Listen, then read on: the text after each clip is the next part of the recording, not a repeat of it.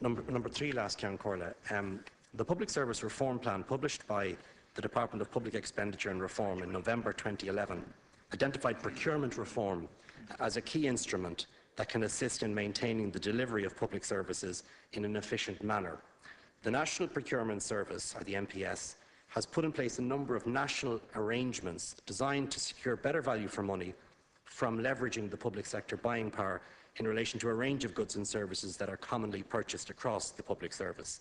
These national arrangements have benefits that include cash savings, administrative savings, from reducing duplication of tendering, greater purchasing expertise, improved consistency and enhanced service levels.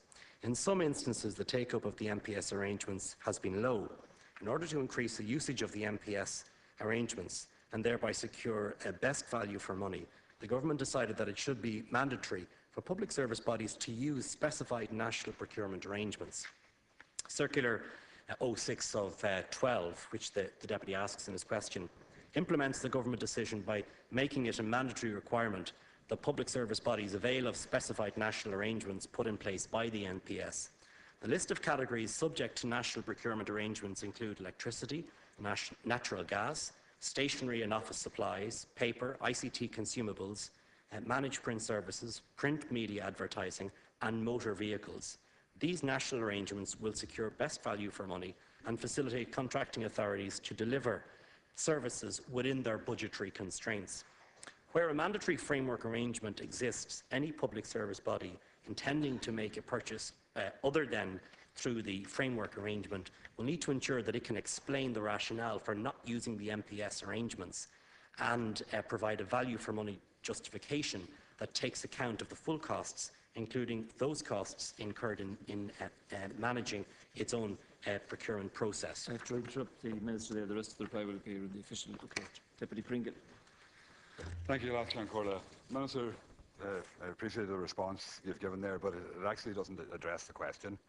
And the question is, in drawing up the procurement frameworks, was the impact or the potential impact on local jobs across the country assessed as part of that process?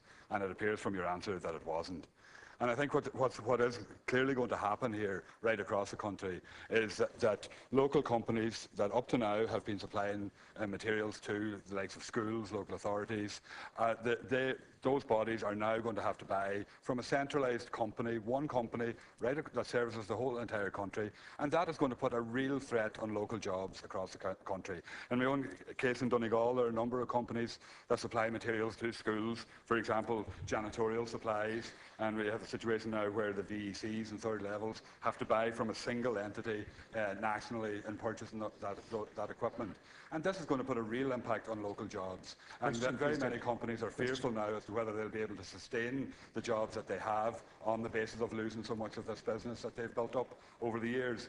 And I think it's something that should have been considered through the procurement process, and it's something that should be addressed as a matter of urgency, because if we lose jobs across the country on this, well then the value of this procurement process has seriously questioned. Deputy Minister. Well, to answer the questions, the Deputy's question, it was considered by my department, and we considered it very carefully indeed, and we stand over the decision we brought to government last July and got through government last July.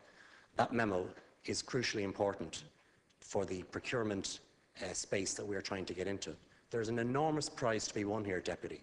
A recent independent report showed that this country can save somewhere between $250 million and $650 million over a 3-year period by better procurement, better buying, more efficient buying, knowledge of markets, fewer procurers, getting the best value for money. And I want to make the procurement agenda, Deputy, with respect, an absolutely crucial part of the expenditure profile in the adjustment programme in this country. We can do this.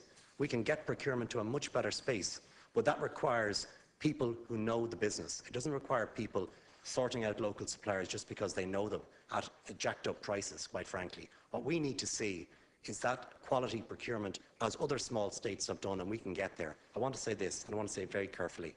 If local public service bodies, be they schools or anyone else, can get a better price than the price in the framework that we've negotiated centrally and taken out a big savings on administration, they can use that better price. But they should be able to explain to my department, the National Procurement Service, and to local procurers that there is justification for that. So if we can get a better price, they can use it. As I said when I brought it to Cabinet at the time, you let them use these frameworks or explain to me why they're not using it. The problem is it's all policy, not enough implementation, and I'm going to change that. Deputy Pringle, briefly. Well, Minister, there may be savings that can be made in procurement, and I think there would be substantial savings to be made if the government tackled the cartels that operate in the likes of the concrete industry and that, where real savings could be made on government contracts. And in this instance, what this procurement policy will do is it will cost jobs in local areas. And it's not the fact that people would be making decisions based on whether they know somebody or anything like that. The managers in the public sector locally are achieving the best prices that they can, and there is intense competition locally as well in relation to provision of services. But I think, and in your circular, it does not state that that local managers can make different procurement decisions in relation to that. And I would also ask the Minister maybe if he would provide the House with the consideration and the document that considered the impact on local jobs and the rationale and justification that was used. Minister. A very substantial dialogue with the SME sector before we introduce this. Why? Because we want the SME to win more of these contracts. The frameworks that we've put in place, Deputy, if there is a criticism I would make of the procurement process, is that we don't have multi-suppliers on those frameworks. I accept the criticism from some that you shouldn't create a framework with one supplier. You should have a framework with multiple suppliers on it. Can I give you one example? Managed print contract. I think it's a total of 5 suppliers on it. Half of them Irish SMEs, the other half multinationals. Those Irish SMEs were to win because they came together, they grouped together, and they're working together on a collaborative basis. I want to see more of that, Deputy. But I also want to see significant savings for the state. I'll be very blunt about this. You know, there have been some people screwing this state for years as a result of the prices that we're getting. And we've got to make the procurement agenda an absolutely key part of the expenditure agenda in this country. That means we've got to professionalise it. We have recently appointed a new Chief Procurement Officer. We are rationalising and changing the procurement service through the Department of Public Expenditure and Reform and the MPS. There is a very substantial prize that has to be won here if people hold their nerve and if they believe that we can get the country to a better place by way of procurement. And I think it's an exciting opportunity for Irish SMEs to win a bigger share by working together, by coming together and using their expertise.